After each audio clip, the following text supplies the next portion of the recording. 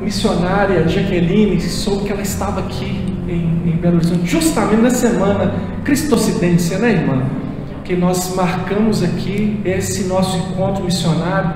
Eu falei: irmã, por favor, traz menos um testemunho ali de alguns minutos para nós. Eu queria convidar a Jaqueline aqui, porque nós a conhecemos, ela é esposa do nosso irmão missionário Renato, e falar de colocar a vida, né? Os irmãos que a conhecem sabem, ela vai trazer um testemunho aqui, uma palavra para nós, para a igreja, e eu creio que é nesse sentido aqui, de colocando a vida na obra do Senhor. Pode.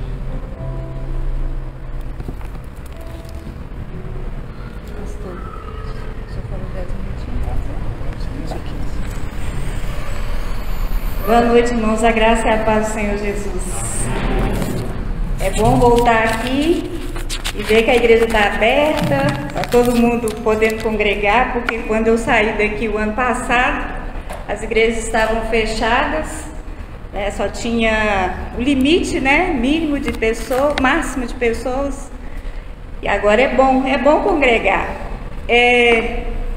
Trago cumprimentos do meu esposo Renato a toda a igreja.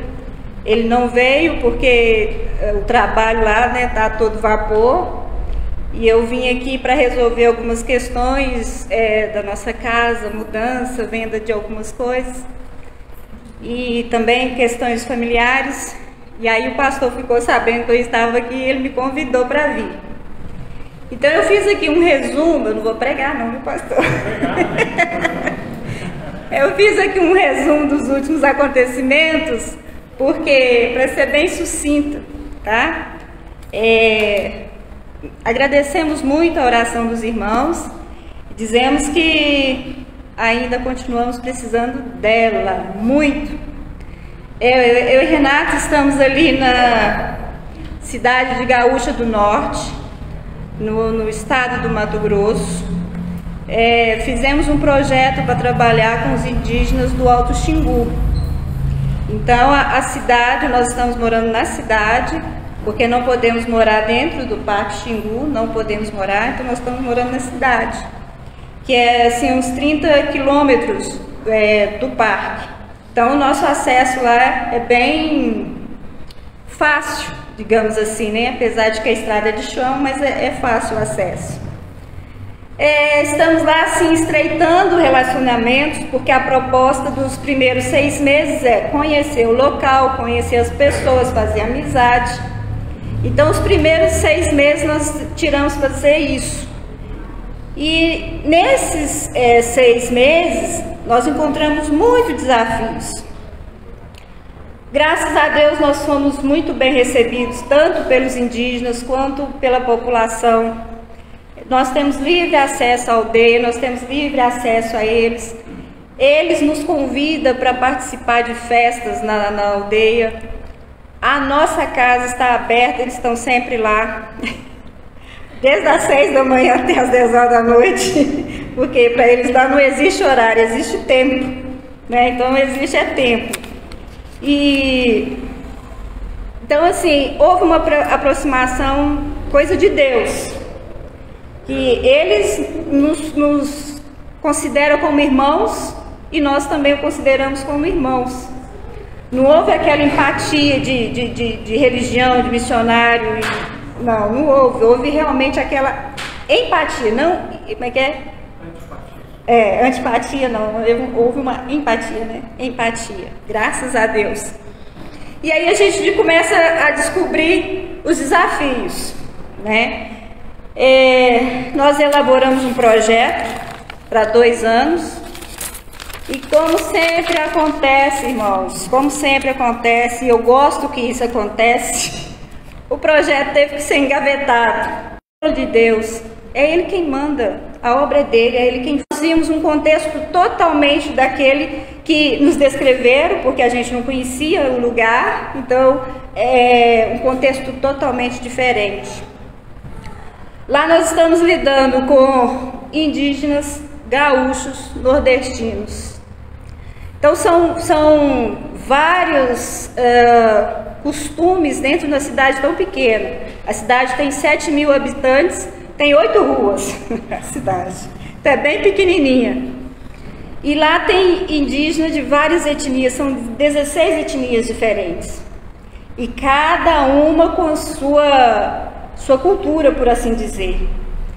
Então, existe a cultura xinguana, que é de todo o Parque Xingu, e existe a cultura de cada etnia diferente.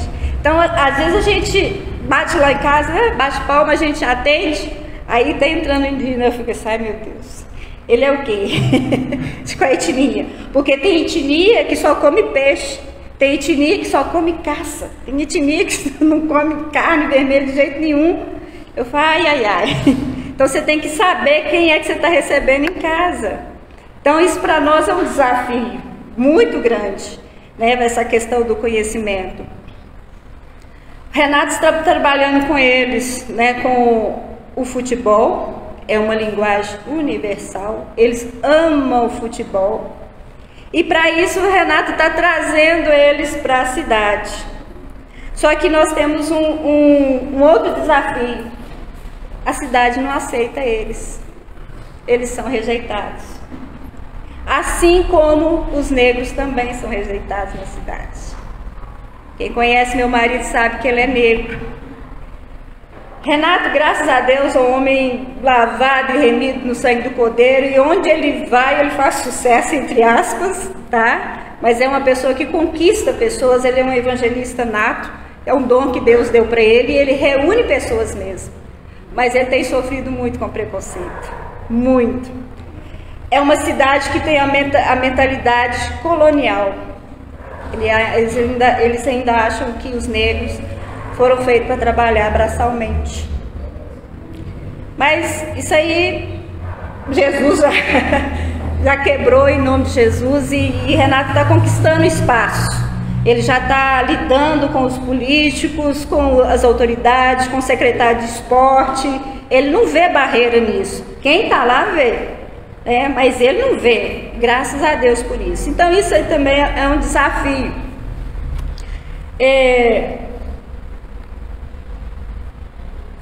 Nós temos o desafio de conhecer e identificar cada cultura. A gente não pode colocar todos eles num pacote, sacudir e falar, vocês são tudo igual. Não podemos fazer isso. Porque, como eu falei, tem os indígenas, os nordestinos, os negros e os gaúchos. E cada um é diferente um do outro. Mas nós estamos todos no mesmo lugar. Então, eles também precisam ser alcançados. O Evangelho de Jesus é um só e é para todos. Jesus, ele conseguiu comunicar com todos de maneira individual. Se era com o agricultor, ele falava de acordo. Se era com as autoridades, ele falava de acordo. Se era com o clero, ele falava de acordo. E essa linguagem, eu e Renato, nós queremos ter. Essa linguagem que Jesus Cristo nos deu, porque nós precisamos pregar para os indígenas e para os não indígenas, sem preconceito, porque a cidade é preconceituosa. As igrejas que tem lá, ou seja, é uma cidade pequena, tem 8 ruas e 16 igrejas de denominações diferentes. 16 igrejas. Mas infelizmente, irmãos, não são igrejas inclusivas. Elas não recebem bem nem o indígena, nem o negro e nem o nordestino. Isso assim, porque nós visitamos, quando a gente chega, a gente quer aproximar, então nós visitamos igreja e nós observamos isso. E houve uma situação, a qual eu não posso, questões éticas, né, eu não posso falar agora, mas que nos deixou, eu e Renato, muito constrangidos, muito revoltosos, e assim, sabe, com muitas questões na cabeça. Que evangelho é esse que esses estão pregando? porque foi muito constrangedor. E a partir daquilo ali nos impulsionou, foi como se tivesse colocado gasolina no fogo. Agora que nós vamos mesmo, sabe? Porque foi uma coisa assim de extremo preconceito. Na frente de todo mundo, o indígena foi muito humilhado. E esse indígena, ele tinha nos convidado para fazer parte de uma celebração e ele foi muito humilhado dentro da igreja. E aquilo ali, o nosso coração, ele não cortou não, ele sangrou. Ele sangrou para ver aquela situação desses indígenas. Então nós temos muita preocupação com a igreja local. Por que nós temos essa preocupação? Porque nós vamos evangelizar os indígenas, nós vamos discipular. Agora, para quem nós vamos entregar esse rebanho tão heterogêneo? Esse rebanho tão misturado? Para quem nós vamos entregar para cuidar desse rebanho? E aí mas isso aí Deus vai dar um jeito. Eu falei, sim, Deus vai dar um jeito. Nós vamos orar, sim, Deus vai dar a casa para eles congregar, Deus vai dar alguém para cuidar deles. Mas aí a gente vê também como desafio de pregar para a igreja. Lá tem um conselho de pastores assim, mais ou menos, digo mais ou menos porque funciona. E uma vez por mês eles se reúnem na prefeitura. E o Renato não vê a hora de chegar a hora dele de pregar na prefeitura. Porque só vai pastores. E nós vamos falar, irmãos, da pregação do verdadeiro evangelho. O evangelho que acolhe a todos. Né? O evangelho que separatista, não. O evangelho de Jesus Cristo é para todos. Então nós estamos lá nesse contexto, né, onde os indígenas vivem nessa situação, nós caímos de paraquedas também dentro dessa situação e nós vamos trabalhar em cima disso, naquilo que Deus nos orientar.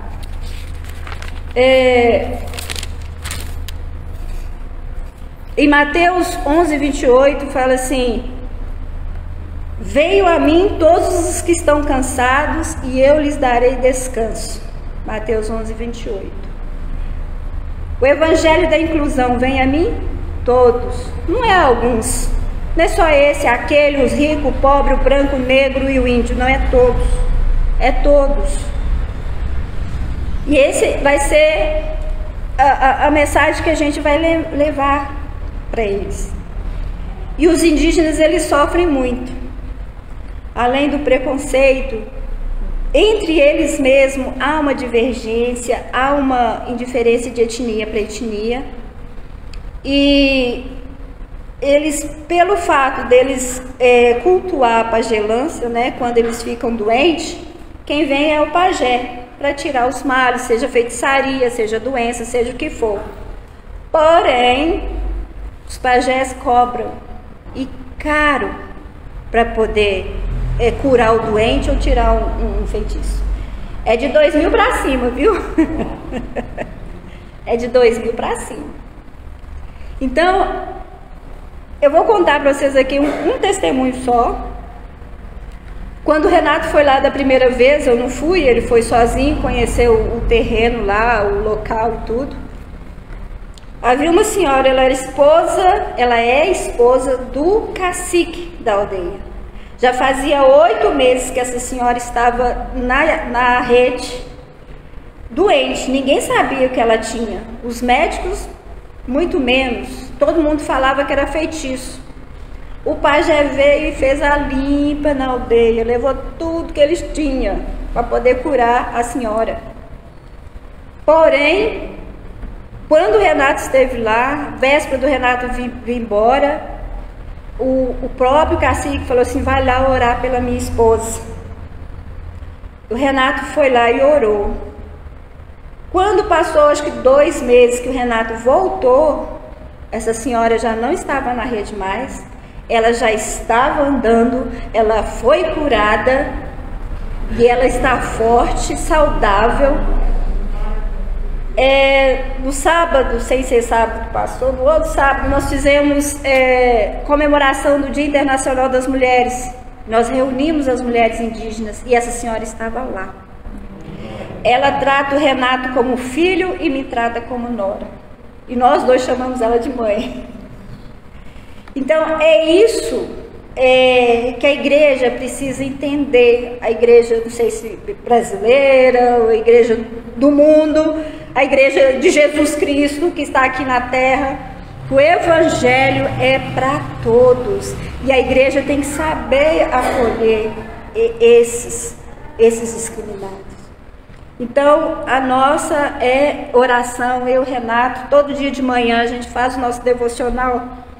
Nós estamos orando para que Deus manifeste o poder dele entre os indígenas, entre os não indígenas, e que haja um avivamento na igreja de Gaúcha do Norte. Amém. Amém? E esse desafio eu trago para vocês também, que nos ajude nessa questão da oração, porque a seara é grande, são poucos os cefeiros. Eu sempre ouvi falar do preconceito e a discriminação dos indígenas, mas nessa cidade é muito real, real mesmo. Mas eu creio que nós vamos vencer. Então, se nós tínhamos um projeto para 2 anos, isso aí já era.